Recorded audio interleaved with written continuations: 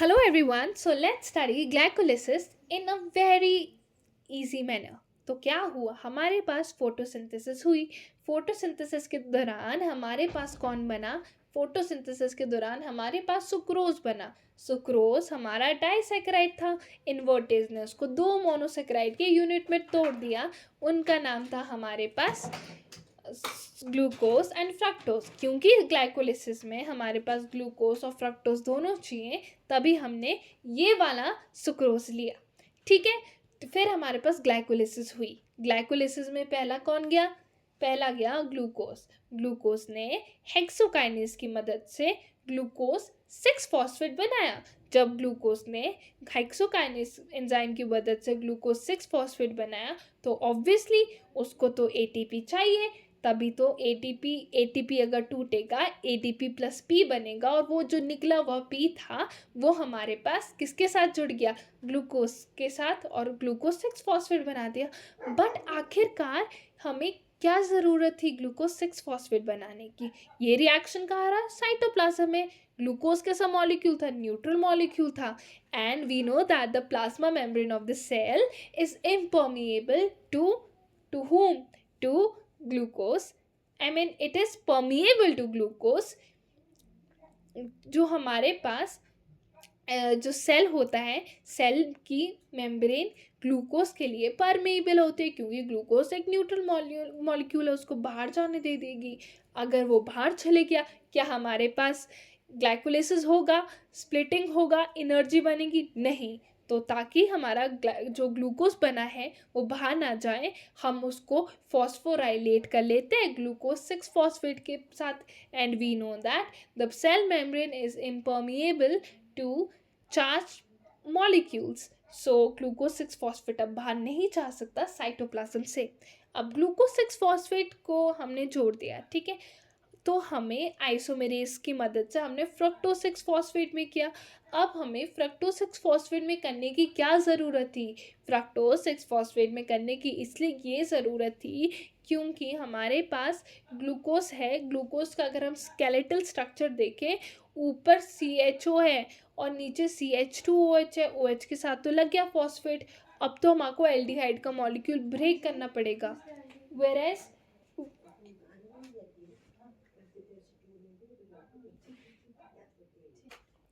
हमारे पास बना वो फ्रक्टोज 6 फॉस्फेट में कन्वर्ट हो गया। अब फ्रक्टोज 6 फॉस्फेट को हमने एक और ATP चाहिए, तब हम उसको कन्वर्ट कर लेते हैं with the help of fructose phosphofructokinase की मदद से। PFK, phosphofructokinase, is the enzyme that is responsible for converting fructose 6 phosphate to fructose 1,6 bisphosphate में होगी। हमारे को इसलिए 1,6 बिसफॉस्फेट में ज़रूरत पड़ी क्योंकि हमारे को उसको 3 कार्बन के 2 मॉलिक्यूल में तोड़ना है। तो हमने क्या किया? फ्रक्टोज 1,6 फॉस्फेट को हमने तोड़ा, और वो हमारे पास 3 कार्बन के 2 मॉलिक्यूल आ गए। एक का नाम है PGAL, फॉस्फोग्लिसरेल्डिहाइड, 3 फॉस्फोग्लिसरेल्डिहाइड, और दूसरे का नाम है डाईहाइड्रोक्सी एसीटोन फॉस्फेट। ये जो PGAL है और DHP है, ये एक दूसरे के आइसोमेरेज है एंड दे कैन बी इंटरकन्वर्टेड। ठीक है, फिर हमने इनमें से हम कुछ भी ले सकते थे। हमने 3 फॉस्फोग्लिसरेल्डिहाइड लिया, और 3 फॉस्फोग्लिसरेल्डिहाइड को क्या किया, इसने हमारे को 2 हाइड्रोजन दिए और हमारा NAD positive, it gets reduce to NADH plus H positive, और ये 3PGL खुद हमारे पास फॉस्फोराइलेट हो गया और इसने बना दिया 1,3 base phosphoglyceric acid, 1,3 bis phosphoglyceric acid. Then उसके बाद ये बन गया, और हमने देखा कि एक फॉस्फेट वहाँ पे भी यूज़ हुई है, और हमारे पास 2 मॉलिक्यूल्स हमें NADH प्लस H पॉजिटिव के लिए निकले, क्योंकि हमें 2 मॉलिक्यूल्स के लिए देखते हैं। ठीक है, उसके बाद हमारे पास ये 1,3 बिस फॉस्फोग्लिसरेल्डिहाइड, इसने क्या किया? इसने हमारे पास एक ATP का लॉस कर दिया। एक ATP का लॉस कर दिया, इसने एक ATP का ऐसे एक फॉस्फेट निकाल के 1,3 बिस फॉस्फोग्लिसरिक एसिड से ये बन गया 3 फॉस्फोग्लिसरल्डिहाइड। और इसने एक एटीपी छोड़ी, मतलब एक पी छोड़ा, और वो पी एडीपी ने उठा लिया और एटीपी बना दी। तो इस प्रोसेस में 1 ATP is synthesised. 1 ATP is synthesised when 1,3 bis phosphoglyceric acid it forms 3 phosphoglyceraldehyde, और 3 phosphoglyceraldehyde 2 phosphoglyceraldehyde में चेंज होता है with the help of isomerase enzyme, and 2 phosphoglycerate now can convert into phosphoenolpyruvate, और इस step में होता है पानी रिलीज। कौन से स्टेप में? फॉस्फोफिनोल पायरुवेट जब बनता है 2 फॉस्फोग्लिसरल्डिहाइड से, और फॉस्फोफिनोल पायरुवेट फिर हमारे पास क्या बनता है?